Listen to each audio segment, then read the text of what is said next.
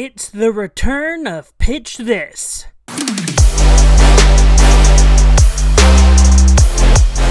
Hello everybody and welcome back to Pitch This here on the MrEliMac channel. I am your host, MrEliMac, and Pitch This has finally returned after a hiatus away so I could record the Legend of Vox Machina Season 2 reactions. But now that Pitch This is back and I'm getting some ideas, this episode is going to be a little bit different from the traditional Pitch This episodes, because normally what Pitch This is about is that I will take a movie idea or a TV show idea or even maybe a comic book idea. Maybe I'll start pitching whatever I want because I love pitching so many ideas, and I just pitch it to the audience, and you can tell me in the comments whether you like it or dislike it. This episode is actually going to be a little bit different because I recently stated that I'm going to be doing a video of what would happen, what could potentially happen for the future of the Legend of Vox Machina series. Like what Season 3 could be, and if they renew it for Season 4, what Season 4 could be. If they renew it for Season 5, what Season 5 could be. And potentially what could happen for a Mighty Nein series, or at least a first season. And so that is what this episode is going to be about. I'm going to be giving my theories and sort of maybe my pitches for Seasons 3, 4, and 5, a potential Season 4 and 5 of the Legend of Vox Machina series, and maybe give an idea of what the Mighty Nein Season 1 could be. Sort of my pitch for a Mighty Nein Season 1. So if the people at Critical Role are watching this, like, hey, I'm available. I am very available if you want to put me in a writer's room. I don't know why I just did that. Yeah, there you go. There's my pitch for myself to be in the Critical Role writing room for The Legend of Vox Machina. But before I actually get into the pitches and into the ideas, please hit the like button and subscribe to the channel. That way you can be up to date with all the videos I have here on the channel. Also, hit the notification bell. That way you can be notified whenever a new Pitch This video comes your way live.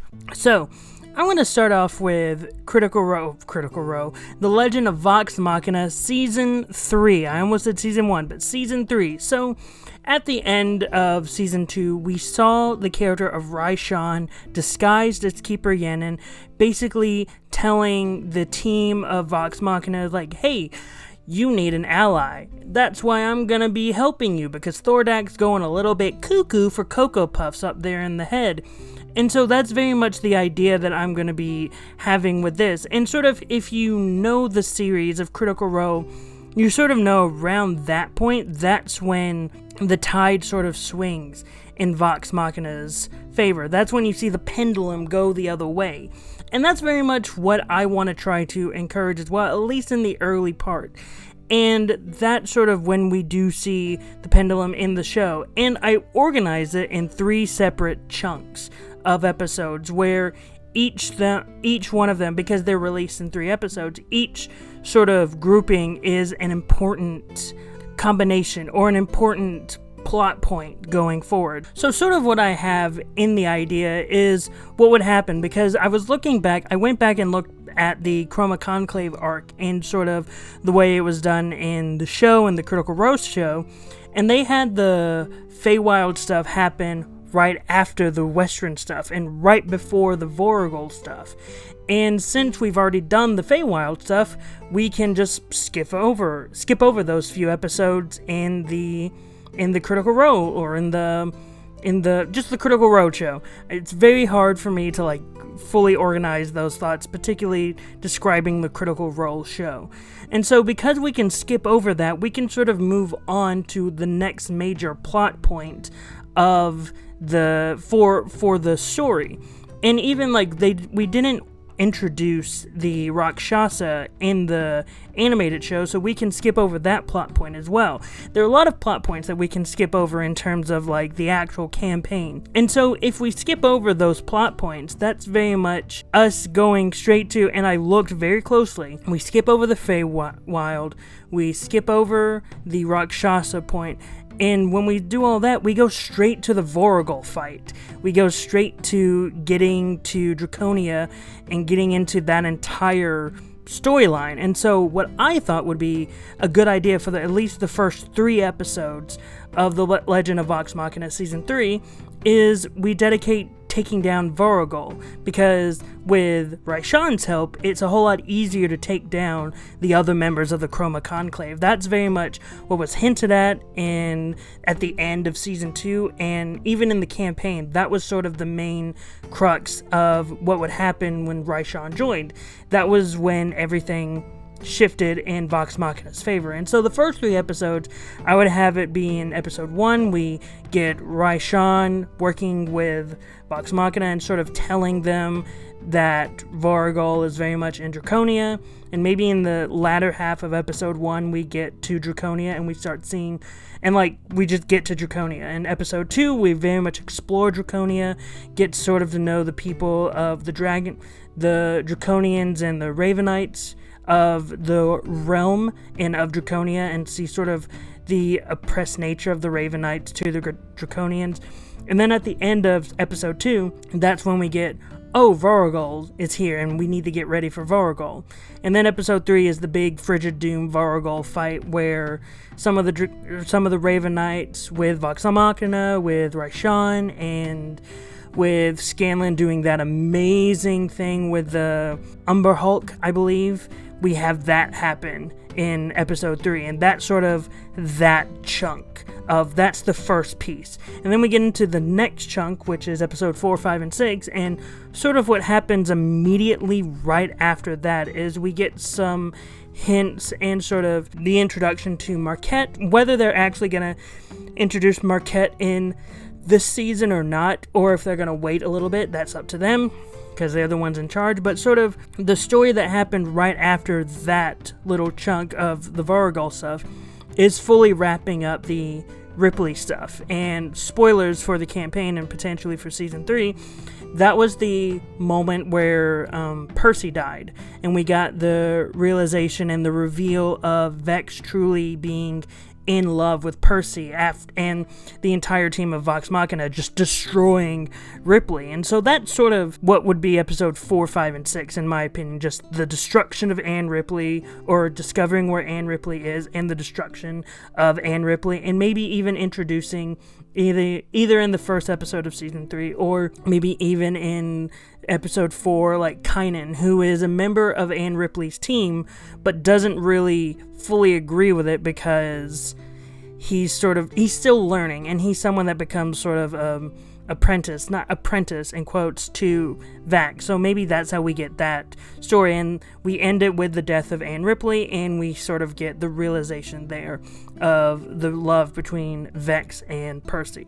And then I would go over to episodes 7, 8, and 9 and be the downfall of Thordak. Because though we treat Thordak as the main antagonist of the Chroma Conclave, he's really not the big boss. He is the big boss, but he's not the main boss. Raishan is sort of the bigger boss of Thordak, because she's the main schemer, she's the main planner, she's the smart one of the group. And sort of, you have Thordak get taken down in episode 9, and then that's sort of where we grow. We get our allies, we get Zara and Cash back, we get some other allies maybe, and we get the assault on Thordak, but again, it's sort of just his underlings sort of being the people that they're fighting, and then Vox Machina takes down Thordak in sort of episode 9. And then episode 10, 11, 12 is taking down Raishan, which is the first fight with Raishan, which they get taken down because they've already been fighting quite a bit.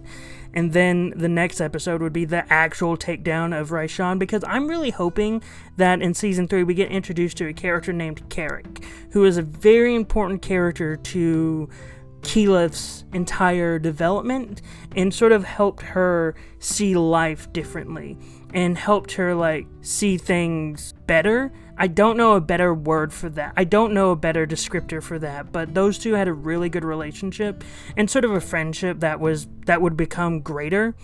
And Carrick was someone that really, again, improved Keyleth's story and was very important in the defeat of Raishan. And then episode 12 would very much be the aftermath of the fight with Raishan, and Scanlan very much being like, I don't want to stay here, I'm leaving the team, and that's that. And just Scanlan going with Kaylee and leaving Whitestone and leaving Vox Machina. And that's very much what I would do with season 3. Again, separating it into 4 chunks of 3 and having each chunk have its very own major boss fight, where the first 3 are Vargal, the second 3 are Ripley, the third 3 are Thordak, and the final 3 are Raishan. And that's very much what I would do. You get the final vestige, you fully develop some of our other characters, you start seeing the deconstruction of Scanlan as the character, truly seeing what makes him tick. You see the darkness inside of him, and that's, in my opinion, what could work for season 3. Now we get into the interesting part, which is season 4. And the reason why I say this is interesting is because they can go in 2 separate directions for this if they want. Because even seeing this last season, they very much took a lot of story and shorten it down into 1 season. Again, the Feywild stuff was stuff that happened after the Western stuff, and they very much moved that up and to give better storytelling and to very much show the story. So they could do season 4 in a very interesting direction. And this is what I mean, because after Scanlan leaves and when all that happens, they introduce a new character named Tyrion Darrington with his automaton Doty. Like, Doty, take this down. I love Terry. Terry was a character I hated, but then as time went on, I started to love Terry. So what they could do is that they could do the entire season 4 around Terry and sort of wrapping up some storylines, but also doing the through line of Terry's not Scanlan. And though Terry is sort of working well with the team, Terry will never be able to replace Scanlan Shorthauled. And that's sort of the direction that they can go with season 4, of them basically being, no, we still need Scanlan. We may hate him right now, but we still need him. And you sort of have the Pike storyline with her other family members that aren't Wilhan, but have that storyline with Pike and her family. We get the finish and the finality of the Aramente with Keyleth having her fully becoming the Tempest and the voice of the Tempest. And you just get other story moments with Vex and Percy. We get Grog and Pike's entire sort of sadness of Scanlan leaving, because I think all those are very important to dedicate to an entire season. But also at the same time, when we introduce Terry, we introduce another continent, because Terry is from Wildmount, and Wildmount is the main setting for the Mighty Nein. I'll get to the Mighty Nein after I get done speaking about the Legend of Vox Machina. And again, you can dedicate 12 entire episodes to the Tyrion Darrington arc, him trying to accomplish stuff, and the tragedy of Tyrion Darrington. But also you get the finality of the Aramente, you get the finality of, or not the finality, but you get extra characters with Pike's family that I think would be very interesting to introduce, especially her cousin.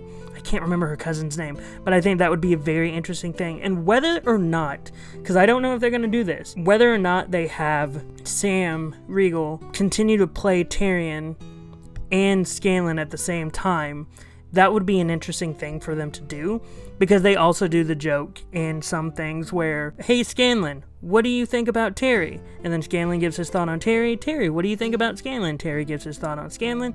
And then they basically force Sam to have a conversation with himself. So I'd be curious to see if they would want to continue to adapt that in animation. And then after that season, I would have, if they were to do a full Terry season, have season 5 be the very first episode, or have the finale of season 4 be the very first episode of the Vecna arc, where it's revealed that the Briarwoods are back from the dead, like Delilah and Silas are back, and they are bringing back the Whispered One, or Vecna. I'm going to say Vecna because it's a whole lot easier to say than just the Whispered One. And in the finale of season 4, because we're doing that entire episode and we're just truncating it, you have the death of Vax, in that, like, the complete death. And that's how you end season 4. You end it in this sad point of, oh, this is one of the most important characters that we have. He just died. And then that's a great cliffhanger that you can have for season 4.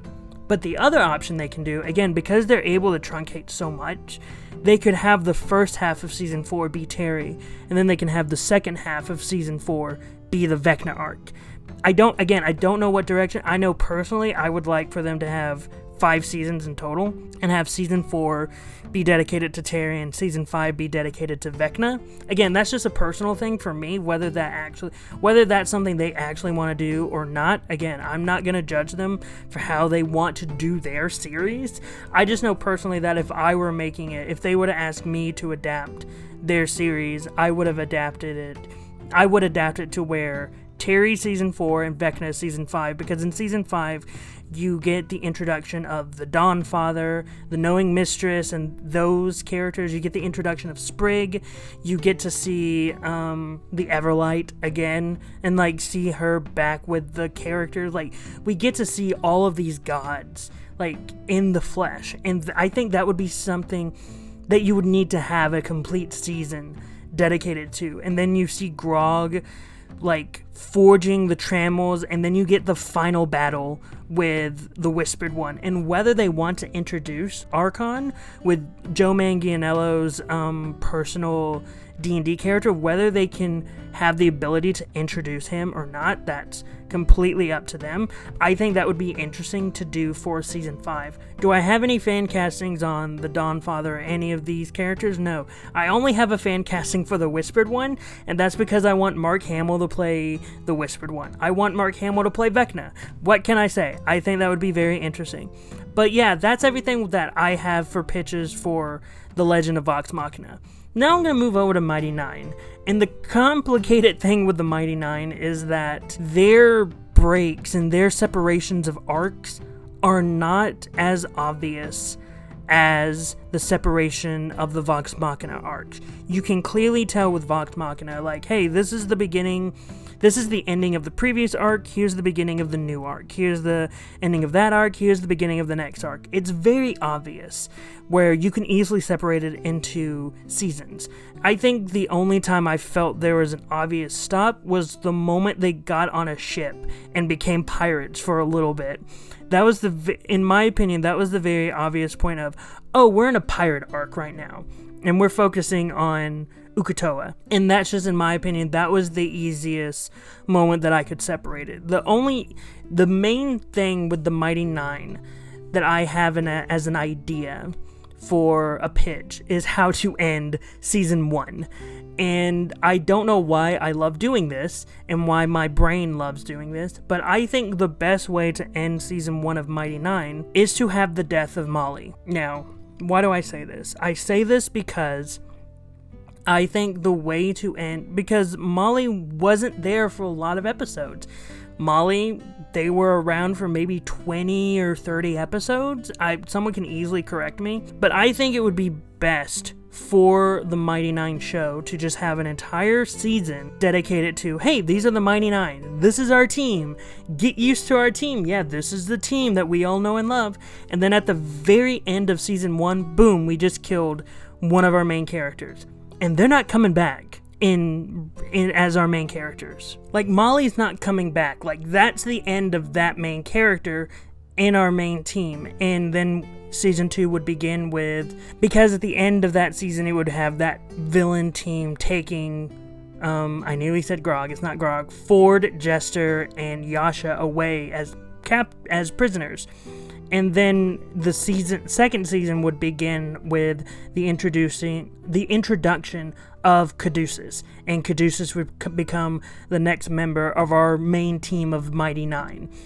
I think that's how they should end season 1, and I think that's how they should do season 1. Again, they can do it however they want because it's their show. I'm just giving, in my opinion and in my pitch, that's what I would do. I'm looking forward to a Mighty Nein show. I'm looking forward to seeing how they separate their seasons because, as I said earlier, and how I've seen in a TikTok, and I very much agree with this TikTok, Mighty Nein's a whole lot more difficult to separate into seasons than The Legend of Vox Machina. Vox Machina's arcs are very obvious and very much not in your face, but very obvious that you can see, like, okay, that's the beginning, that's the end. The Mighty Nein is much more fluid story, it's one story. And maybe I'm just thinking about it too hard and trying to force a story and force seasons out, but I think that Season 1 should end with the death of Molly, and then Season 2 should begin with the introduction of Caduceus.